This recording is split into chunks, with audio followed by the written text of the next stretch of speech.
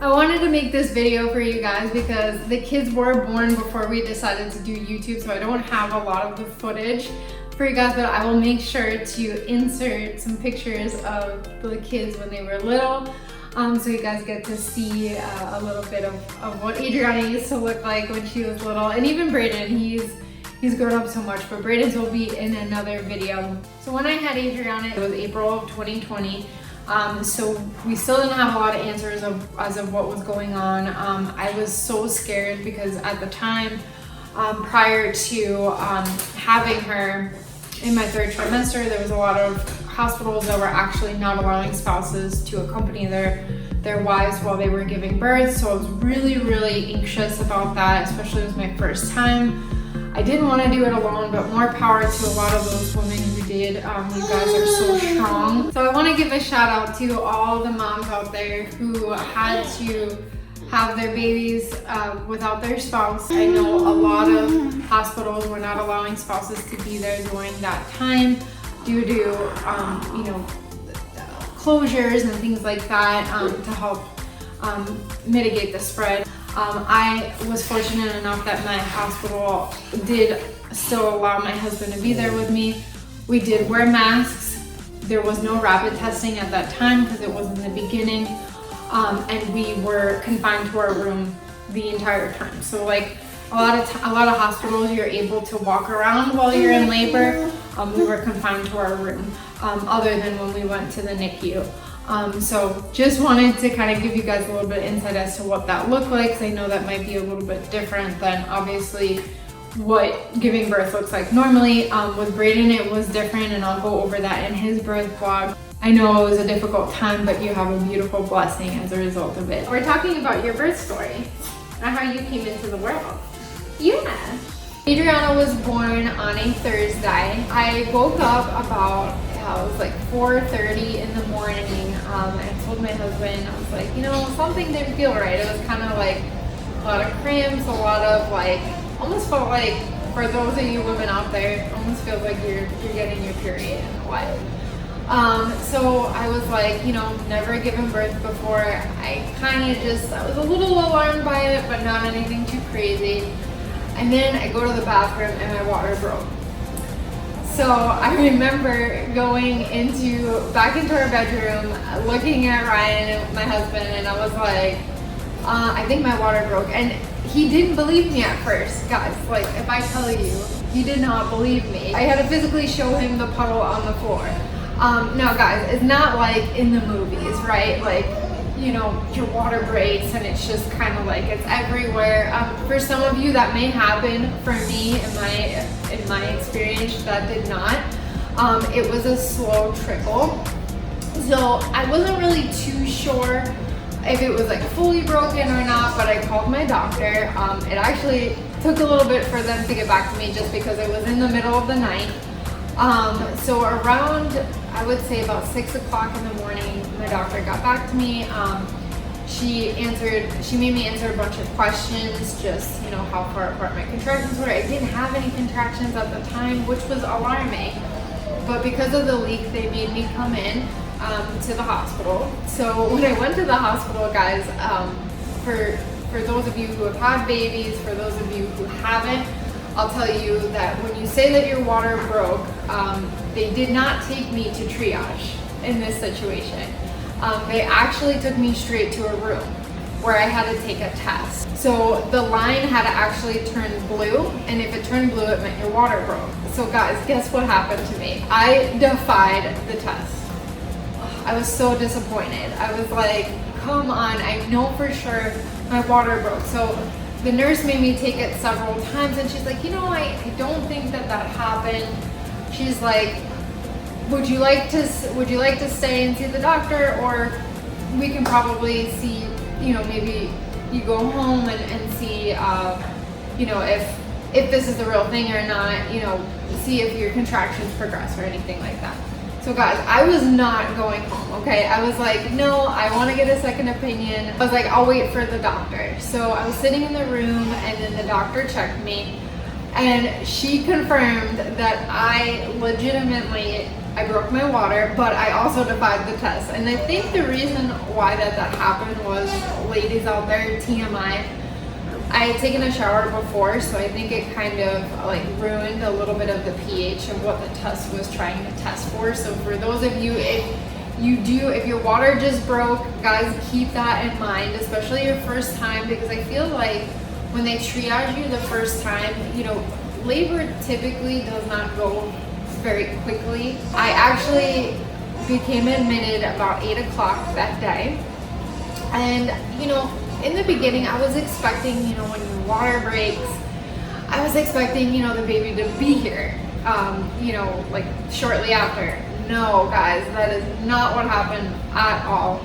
So I was actually in labor from 8 o'clock to all the way up until she was born at 11:10. But kind of give you guys a little background of what happened in between that time. So what they chose to do was they set me up with the IVs, did the vital and everything, and they gave me the option of when I wanted to do the epidural. I wanted to wait almost as long as possible till I pretty much couldn't bear the pain, just because I was kind of scared about getting the epidural. I gotta be honest, like, I'm not a needle person, but women out there, moms out there, you guys know that when you're pregnant, there's a ton of tests that they do where you have to get a needle. So, you know, you will quickly get over that fear. But there was just something about the needle going into my spine that I was like really, like, I'll say I was a little freaked out about it. So, I kind of wanted to prolong that as long as possible. In my opinion, if my water did not break, there was probably no need for me to be there. But because my water broke and it exposes the baby to infection, you know, they wanted me to be in the hospital so that I can get fluids. I also was put on Pitocin to speed up the process. As I said, from 8 o'clock in the morning to about 4:30 in the afternoon, I wasn't showing any progress in terms of my cervix dilating or anything like that. So I literally stayed out of 3 almost that whole time. So the doctor came in, she checked me at 4:30 right before they switched. If you have to get put on Pitocin, it wasn't a big deal. You know, they do it through the IV. I got the Pitocin about 4:30. They did give me the option at that point. They said, you know, before you get the Pitocin, would you like to get the epidural just to start the pain management? The whole purpose of the Pitocin is to make your uterus contract more so your cervix will dilate. So what happened with me was I still was trying to prolong that process. I was so scared of getting an epidural, and at that point, to be honest, guys, I didn't feel like I needed it. So I wanted to kind of save that for when I was actually, you know, giving birth. I was so afraid to have an unmedicated birth because I was afraid of what it was gonna feel like. Brayden was a whole nother situation, which I will fill you guys in on another vlog for Brayden. In my opinion, so the time I was almost 5 centimeters dilated was when I was like, okay, I kind of need a little bit of help in terms of pain management. But again, everybody is different. Your level of pain tolerance is different. I was on Pitocin for probably about, I would say about an hour prior to getting my epidural. But I remember I was sitting on the birthing ball and I was bouncing the whole time. If my husband was here, he was making fun of me that I was bouncing, trying to, you know, get Adrianna out, you know, open my cervix and kind of prolong the process. I remember just grabbing Ryan and going, get the nurse. Just out of the blue, I was starting to get like a few contractions that were so like bad. Guys, again, this is personal preference. I could not sit in the bed in labor. I had to be moving. I had to be bouncing because honestly, the pain, once the pain accelerated, it got to be to the point that honestly bouncing on that ball was kind of getting my mind off of how bad it hurt, and it kept me moving. So I was kind of being able to manage how painful it was. Don't make this scare you. Again, everybody's pain tolerance is different. It is painful. I'm gonna be honest, it is.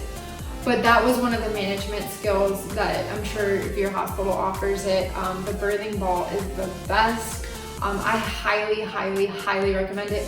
My hospital provided it. I don't know if that's the same for every hospital. I would definitely check with your OBGYN to see if that's something that they do offer. The nurse came in, I didn't even have to say anything. She knew I had a mask on and all. Again, this was in the very beginning of the pandemic. She could just tell by my eyes of how much pain I was in. So I said to her, I was like, please can I get the epidural now? Luckily, my nurse was such a sweetheart, and I don't know her name, but shout out to you, you know who you are. You know, she was the best, honestly. She started my bag of fluid. So like before you get an epidural, you have to have a blood test and a bag of fluid. They do the blood work upon, most hospitals, my hospital did the blood work upon admission. So at least I got that out of the way, but she was so sweet to start my bag of water because she knew I was thinking about it, but it takes about 45 minutes, at least at my hospital, to get the epidural. So she was so sweet. We were already halfway through one of my fluid bags because you have to they have to hydrate you first. And she's like, I will get that ordered for you. And guys, legitimately, like within 15 minutes, because I had that bag already rolling, within 15 minutes, she had the anesthesiologist in the room. And she was such a blessing. And she got me through the epidural as well. I was, like I said to you guys, I was so scared. So with the epidural, they put you on the side of the bed. Some hospitals will let your spouse be in front of you. Some make your spouse sit down just because the needle is kind of intimidating looking, and what I've heard was some men have passed out from it.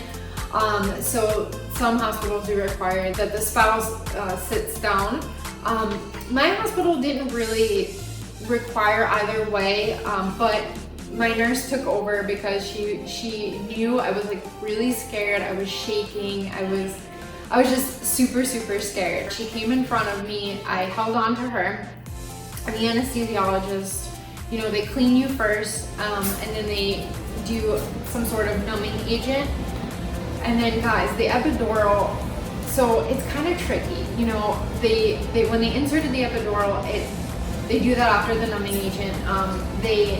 It kind of feels like a bee sting. It almost felt like, you know, when you get an IV and you can feel it go through your veins when they start pumping fluid. That's kind of like what it felt like. And then all of a sudden, you know, the anesthesiologist was kind of trying to work on the placement of it. Unfortunately, I was able to have half of the pain relieved, and the other half I felt. For some reason, just the way it was placed, I was still feeling some level of discomfort, but definitely took the edge off. So after it was all done, I could not bounce on the ball anymore because I didn't have feeling on, it was supposed to be both sides of my body. My lower body was supposed to be both sides, but I had some feeling on my right side, so I was still feeling those contractions. I think they tried to not completely numb you just so that when you are giving birth, you know, you have some level of awareness, you know, for pushing and things like that. What happened with me was, you know, they put me back in the bed, and they had to, instead of moving the epidural, my anesthesiologist wanted me to have one of those peanut balls between my legs and wanted me to kind of flip positioning. That way the medicine would drip in a different place. So I had my epidural probably around a little bit after dinner time, around like 6-ish. Once I got my epidural, I was okay. You know, like I said, I was feeling the contractions. I remember my husband looking over at the little chart because they put these 2 belly bands on your stomach, and they monitor your contractions. And I remember my husband looking, and he's like, "Oh wow, you had a really bad one. Did you feel it?" But honestly, the second part, once I got my epidural, you know, my husband and I, we really just like enjoyed each other. He had dinner. I couldn't eat. Honestly, you don't want to eat after you have the epidural. You get a little nauseous. And you know, we were just waiting. And then I just remember starting to like really feel a lot of pressure and a little bit of pain. And I remember having the nurse come in, I remember begging her, like, please check, make sure. After the nurse checked me, she was like, you know what, I have to call the doctor. I think it's time. It was around 11 o'clock. The doctor came in, got everything ready, and then I started pushing. Believe it or not, some of my practice pushes were not necessarily practice. She was actually starting to make her descent down. Now I pushed for 10 minutes, guys, and she came into the world at 11:10 p.m. She was perfect. I'm probably gonna start crying, being a first-time parent. I can't describe the feeling that you get when you hold your baby for the first time. I shouldn't even say being a first-time parent, just in general. It is such an amazing feeling. It's definitely something that, it's such an emotional thing. She was 5 pounds, 7 ounces, 18 and a half inches long. So she was very tall, little peanut she was. I was able to feel part of my right side, and actually, like, when I was pushing, it was so weird because, the nurse helped me and my husband helped me, and my husband was on the side where I could feel, so he kind of felt like the resistance on my leg, just like kind of me pushing back at him, but the nurse couldn't feel anything because I had nothing. After I gave birth, they clean you up. My doctor stitched me up. They tried to get all of the placenta out, but we are going to get into some juicy details of what happened to me after the fact. Adrianna's birth was actually not that adventurous. It was very normal. It was a lot of waiting. It wasn't anything too crazy. It was the after effect, guys. After Adrianna was born, the nurses, the pediatrics team comes in, they check the baby, they measure the head, they put them under the baby warmer, they listen to their heart, they make sure that there's no fluids in their chest. You hold your baby, you do skin to skin.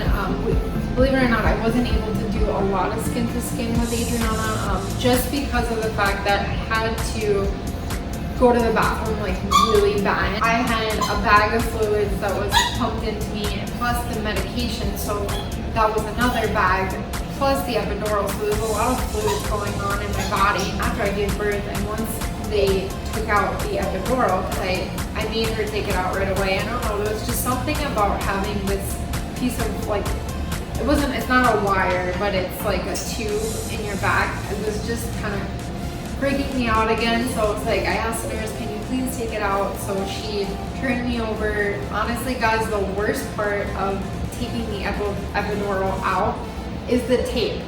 Guys, the tape hurts so bad. It's almost like a bad wax. It's crazy. That's what it feels like. The actual tube is not that bad. It's like 1, 2, 3, not a big deal, honestly. After that, you start to regain your feeling back. Now, because I had an epidural, what they did was they took all the fluids out, but the IV was still on my arm. They kept that for 24 hours after birth. I had to go to the bathroom right after they, cleaned me up and everything. Guys, for those of you expecting moms who are getting an epidural of your first time parent, this is the biggest mistake that I made, okay? I had to get up and go to the bathroom. Now, I should have maybe waited a little bit because when I first got up, I felt very lightheaded. I went to the bathroom and I told the nurse, I was like, I feel like I'm gonna pass out. And she looked at me and she was like, let's get to a bed. So I had 2 nurses put me in a bed. They made me put my feet up, and Ryan had to hold Adrianna the whole time because I had to just kind of regain a little bit of that feeling. So after my little almost passing out episode, everything that night was fine. It was calm. We had a really great night. I tried to breastfeed her. I didn't have anything. I didn't even have colostrum, which was a little alarming. The next morning was really crazy, guys. The first 24 hours of your newborn's birth is very critical. I woke up that morning, Adrianna looked fine to me. I was a first time parent, I didn't know. So the nurse came in and just listened to our heart. And all of a sudden, she takes her from me, puts her on the baby warmer, starts making a bunch of phone calls. I did not know what was going on. I had literally just woken up. And I was like, is everything okay? And she didn't answer. And all of a sudden, probably 2 minutes later, I had a nurse come in from the NICU who talked to me as well as a social worker. And I was like, you know, what's going on? And she said, well, there was a little drop in your daughter's heart rate. We have to take her into the NICU right now. And my nurse checked me, made sure I was okay to get up and go to walk over to the NICU, which I was fine. She told me to get dressed. I got dressed. Adrianna was already in the NICU. It was really scary, guys. We get there and they already have all these machines. They had the echocardiogram machine on her. They were taking her temperature. It was just like very overwhelming. We weren't getting very many answers, and we were just kind of like really, really scared. You know, it got really scary for a second. Then a pediatric doctor came in. She spoke with us. They were monitoring Adrianna's resting heart rate. So what happened was her heart rate had dropped below normal, her resting heart rate, and they didn't know why. So she had to be on the echocardiogram machine for about 3 hours. They wanted to monitor the trends of her heart rate. When she was crying, you know, they were trying to provoke her to cry, you know, get all worked up and see what her heart did, and just kind of like weigh out all those different scenarios. They had sent the echocardiogram results over to our local children's hospital just for further review, just because the hospital I gave birth in, yes, they have a NICU, yes, they have a pediatric unit. However, they are not really as specialized as the children's hospital was. So our pediatrician, luckily, is actually affiliated with the children's hospital. So we were able to get those results in right away. We waited about like 45 minutes after the results were sent over. Adrianna was still on the machines, and the doctor came in and said to us, you know, we're not really sure 100% of why it dropped, but everything from the point of her being in the NICU when she was under the baby warmer was normal, thank God. What they had concluded was she had a case of, I guess, like a hypothermia. The room was very, very cold. Hospitals are always cold, guys, and they're cold for a reason because it helps stop the spread of germs. But when I gave birth, the nurse actually dropped the temperature down like a lot lower in the room, just because like I was giving birth and, you know, they didn't want me to pass out or anything like that, so they wanted it to be nice and cool in there for me, but they never fixed it. So the baby actually was kind of cold that night, and which was really, it was sad, you know. It was like something so small had such a big effect that day. So we had that little scare in the hospital. What we did was we put more clothes on her, we put blankets on her. What the doctor had recommended was she wanted us to do a follow-up of an EKG.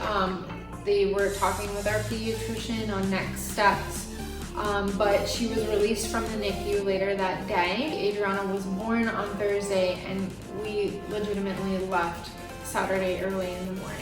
Guys, I don't think that was long enough. Now, again, you don't really have a choice of when they discharge you or not. There isn't that much input that you have, but I feel personally for Adrianna and I, you know, we weren't right. After we got released from the NICU, the nurse also noticed that Adrianna was starting to get orange, so which is something that they had told us in the NICU. Her jaundice levels, they did the jaundice test, and we found out that her jaundice levels were actually borderline, like very, very high. And when I say borderline, I mean borderline to the point where she needed to be under the Billy light. So what they did was, upon her discharge, they had told us, you know, come in tomorrow morning at 9 o'clock the next day. That would be that Sunday. We were released on Saturday, so they told us to come back on Sunday and at 9 o'clock in the morning to get her Billy checked. So I was like, okay, I didn't understand the levels of the bilirubin, and again, we got released on the weekend, so we couldn't go to our pediatrician until Monday.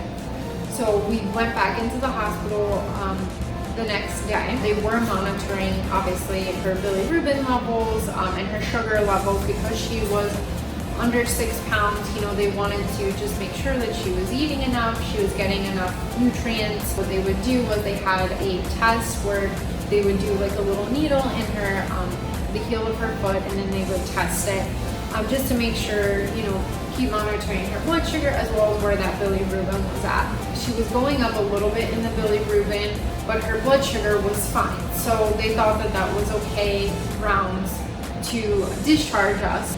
We did have a lactation specialist come in, teach us all the techniques. I was trying to breastfeed her. I was doing every 2 hours. And when I say trying, I mean, guys, it was my first baby. I did not know what lactation was like. So I had a specialist come in. You know, she came in almost every feeding. She was telling me, you know, this is how you feed Adrianna, this is how you feed the baby, the different positionings and things like that. Now, guys, the one thing I have to say that happened to me, I started getting a little bit of colostrum, which it's okay for babies to have colostrum in the beginning, but my milk never actually came in before I left the hospital, right? And that was something she kept checking, and she just kept on saying to me, you know, when you get home, it'll probably come in, it's just a matter of days, everybody's body is different, which is true. So guys, upon discharge, kind of going into some of my postpartum things before we get into what happened for the postpartum period. Like I said, I had one tear, but I also was feeling like a little crampy, which is normal, but I had no signs of any sort of heavy bleeding or anything like that, so no signs of hemorrhaging. So I did have a little bit of a bruise to my coccyx bone from giving birth, so I was a little bit uncomfortable with that, but honestly, I checked out fine. I wasn't bleeding heavily. I wasn't, like I said, my milk had not come in yet, but they had told me that that was something that would come in.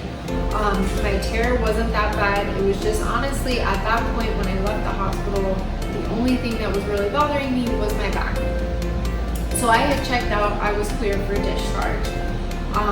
Then Adrianna, they did their last round of blood work and everything, and they were a little concerned about the bilirubin. It was high, but it wasn't high enough.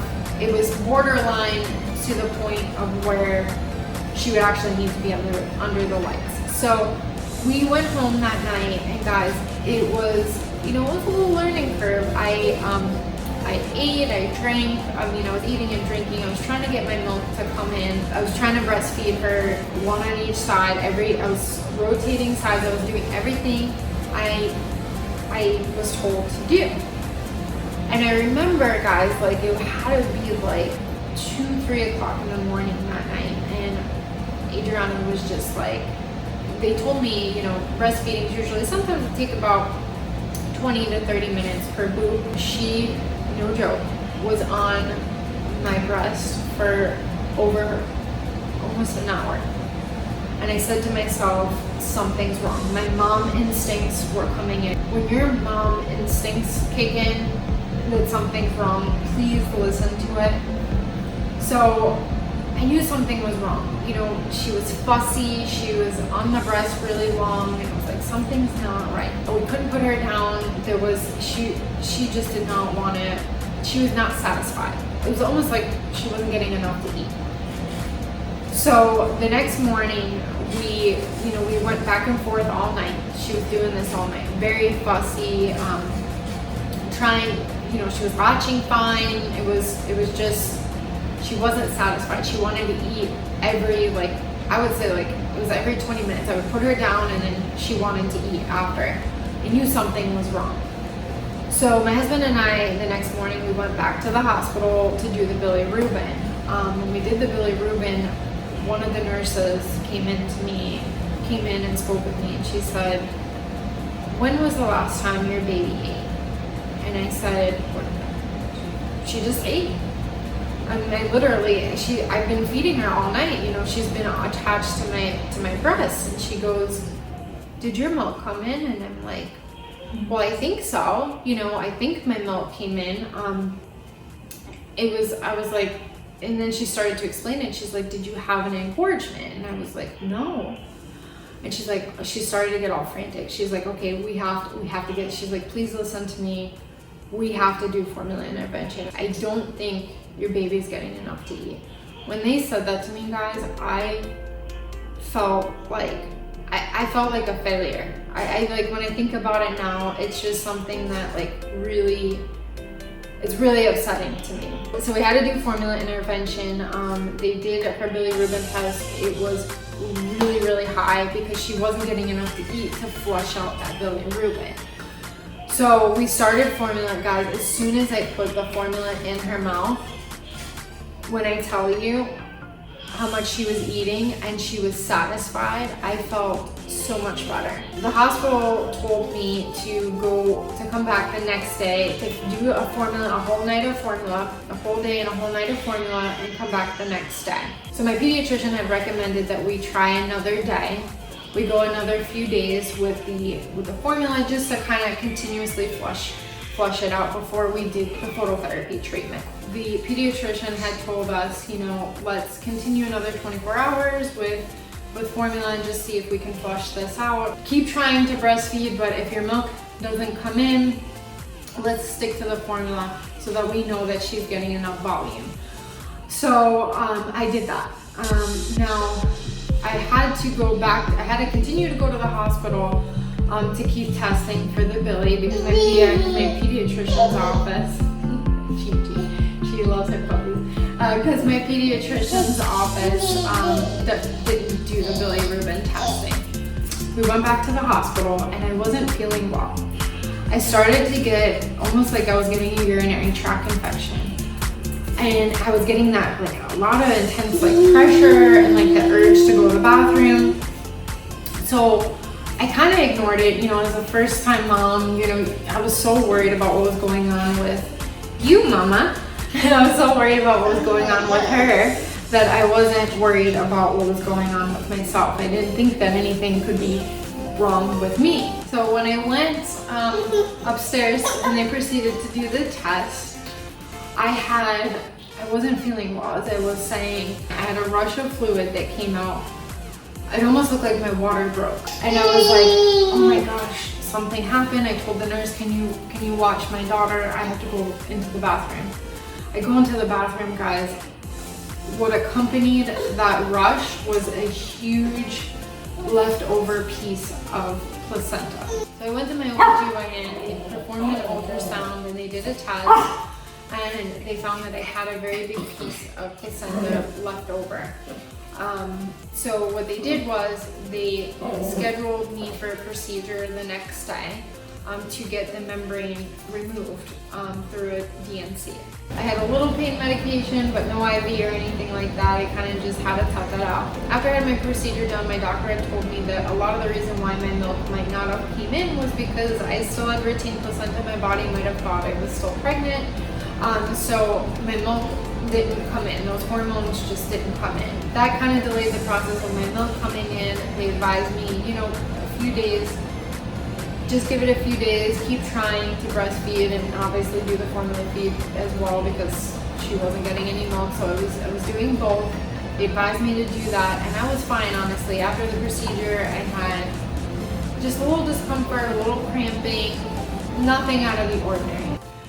So that happened with me, and Adrianna, the pediatrician, was still, you know, just checking her vitals and monitoring the Billy levels. We were determining that the Billy levels were not going down at that point, and at this point, the pediatrician was really concerned. I get a phone call from the pediatrician saying that Adrianna needs to go to the children's hospital right away. So Adrianna needed to go into phototherapy. They were also a little bit worried about her volume intake. They asked me if my milk was coming in. It still wasn't. So we proceeded to pack everything up. We went straight to the hospital. Once we got to the hospital that night, my husband was able to take us there, but he was not able to stay overnight. They put Adrianna, they did another EKG of her heart to make sure that all her vitals were stable. And they did an ultrasound ultrasound as well on her back, because they had thought maybe she had like her spine did a Y shape, but they ruled that out to be negative, which is a great thing. And then what happened was we had to pretty much spend 24 hours with her in the photo light. She did really well. What happened was we kept checking her bilirubin. They saw that there was improvement, and then she was all good to go. The next morning, she had gained weight. She was doing really well. Guys, I'm gonna be really honest with you. I was not comfortable breastfeeding after we were released from the hospital. She had done really well with the formula, and I wanted to continue that same regimen, so I did make my milk dry up. Now again, that's my own personal decision. I know that there's a lot of controversial opinions on that, and like I said, if for new parents out there, how you choose to feed your child is your decision, and please feel empowered by your decision. Just know that your child is being fed. Either way, your child is being fed. So, you know, just listen to your instincts and do what is best for your own personal situation. And I will do another video just kind of highlighting why I chose not to breastfeed, kind of getting a little bit more into detail. I know I kind of did like a brief overview. But after that, Adrianna was doing really well. She was on formula every 4 hours. The formula that I use is called the Infamil Neuro Pro. I'll put the link in the description below. This video is not sponsored by them. It's just simply a product that I really like to use. It emulates breast milk. It is one of the only brands of formula that I trust. So that will be the end of today's video. I will be doing another video on my birthing experience with Brayden, which was completely different. A little bit more excitement, I would say. He was almost born in the car. So if you guys did like this video, please make sure to like, comment, share, and subscribe, and we will see you next time.